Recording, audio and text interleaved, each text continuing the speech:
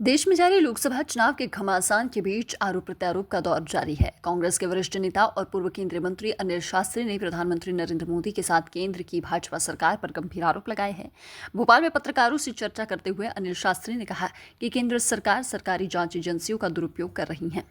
अनिल शास्त्री ने इस बीच पीएम मोदी को चुनौती देते हुए कहा कि अगर वाकई में प्रधानमंत्री नरेंद्र मोदी का सीना 56 इंच का है तो वह चीन पर वार करे। अनिल शास्त्री ने भोपाल में कहा कि देश में इस समय ऐसा लग रहा बीजेपी के साथ जो है वह स्वच्छ है और जो विरोध में है वह भ्रष्ट है। बीजेपी ने बहुत खतरनाक परिपाटी शुरू कर दी है। देश के लोकतंत्र को इससे खतरा है। उन्होंने कहा कि कांग्रेस प्रत्याशी न केवल बीजेपी प्रत्याशी बल्कि सीबीआई, ईडी के खिलाफ भी लड़ रहा है। कांग्रेस की गारंटी आपके सामने है।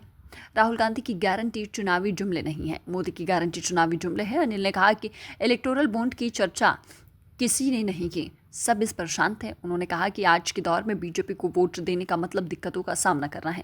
देश में आज महंगाई, बेरोजगारी बड़े मुद्दे हैं, लेकिन इन सब पर कोई बात नहीं करना चाहता। अनिल शास्त्री ने आगे कहा कि मोदी सरकार आने के बाद भारत के नेपाल, श्रीलंका सहित पड़ोसी मुल्क से रिश्ते खराब हुए हैं। बीजेपी को इंदिरा गांधी और लाल बहादुर शास्त्री से विदेश नीति सीखना चाहिए। चीन हमारी धरती पर कब्जा कर रहा है। पीएम मोदी 56 इंच सीने की बात करते हैं, उन्हें चीन पर प्रहार करना चाहिए।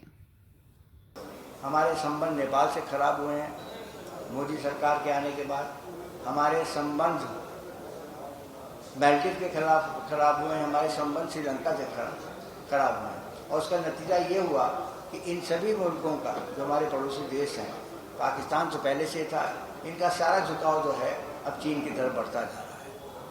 हमारे ज़मीनों पर कब्जा हुआ, ये बात करते हैं। अभी रक्षा मंत्री राजनाथ सिंह जी का बयान आया था कि वो घुसकर पाकिस्तान में टेररिस्ट को मारेंगे, आतंकवादियों को मारेंगे, और ये भी जुमला कई दिनों से सुनने को मिला।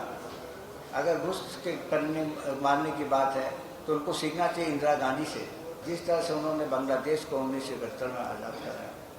उनको सीखना चाहिए लाल बहादुर शास्त्री से, जो 1965 में हमारी फौजें लाहौर तक बढ़ी थी और लाहौर पर जाके तब वहाँ पर इच्छगढ़ कैनाल पर उन्होंने कब्जा किया, अपना तिरंगा झंडा फहराया। तो इस तरह से उल्टा बल्कि ये हो रहा है कि चीन ने जो है हमारे ज़मीनों पर कब्जा किया है। लद्दाख में उनका कब्जा है, अरुणाचल प्रदेश में उनका कब्जा है। अरुणाचल प्रदेश को तो वो चीन का हिस्सा मानते हैं और वहाँ पे स्टेपल वीज़ा देते हैं, और साथ ही अरुणाचल प्रदेश के जगह जगहों पे जो शहर हैं, जो गांव, उनका नाम भी बदल दिया गया है। अगर हिम्मत है नरेंद्र मोदी का तो बीजिंग का भी नाम बदल दें, हिम्मत हो नरेंद्र मोदी का तो शंघाई का नाम बदल दें, वो नहीं कर सकते। और हमें उनके साथ जो है पूरी, जो हम उनसे इंपोर्ट करते हैं, आयात करते हैं, हज़ारों करोड़ रुपए अभी भी आयात होता है। हमारी अपनी इंडस्ट्रीज पे उस पर आघात पहुँच रहा है, खतरा पहुँच रहा है, लेकिन हमारा उनके साथ पूरा व्यापार चल रहा है, उस पर कोई रोक नहीं है, कोई रोक नहीं है। तो जब चीन का सवाल आता है तो मेरा ऐसा मानना है कि नरेंद्र मोदी जी को हिम्मत दिखानी चाहिए। अगर वो अपने आप को 36 इंच के सीने की बात करते हैं तो हिम्मत दिखानी चाहिए। 56 इंच की बात करते हैं, 36 इंच तो बहुत छोटा, 56 इंच की बात करते हैं, तो उनको जो है चीन पर प्रहार करना चाहिए। मैं ये नहीं कह रहा आप लड़ाई लड़ें, प्रहार करें। एक शब्द नहीं आता है, एक कोई विदेश मंत्रालय का कोई प्रवक्ता है, वो जो है प्रोटेस्ट जाहिर कर देता है उनके एम्बेसडर के, एम्बेसी के समक्ष उनको बुला के, इससे ज़्यादा कुछ नहीं है।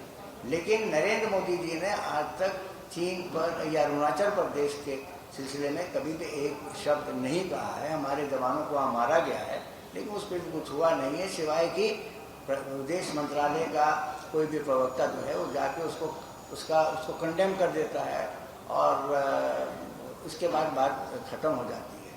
आज हमारे देश की एक समय इज्जत और सम्मान का सवाल उठता है। इस चुनाव को मद्देनजर रखते हुए हमारे देश ने हमेशा जो है, बल्कि पूरी दुनिया में भारत के लोकतंत्र की दुहाई दी जाती है।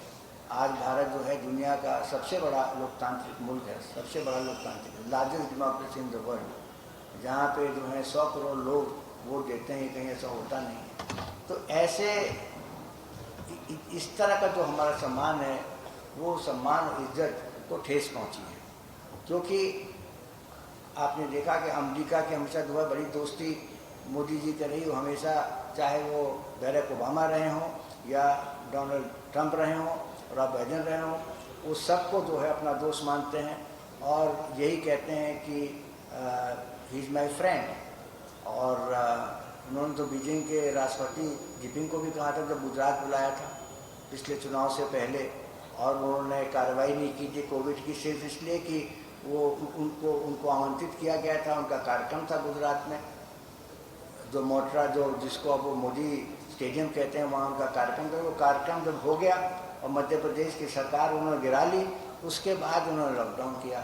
तो ये सब जो